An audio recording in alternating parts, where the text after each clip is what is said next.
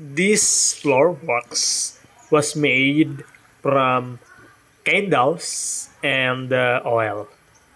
To have this product, we need candles, then cooking oil, and the burner, then the empty bottle of a metal container, like that. The first step is put cooking oil in the empty container.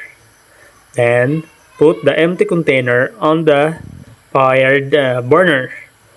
Then wait for minutes to hot the cooking oil. Then when the cooking oil becomes hot, keep on moving the candles like that to be melt or to melt the candles. Then let the candles melt and melt and melt. Wait for minutes to melt the candles. Then the candles melt.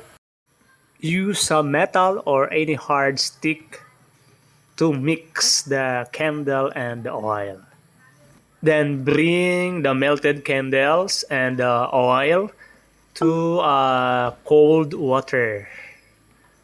Let's find cold water there. Then make it cold the water. Then apply the innovated floor wax made from candle and cooking oil. It's a very simple innovation. Don't forget to subscribe our YouTube channel. Please share it to others to have a very good floor.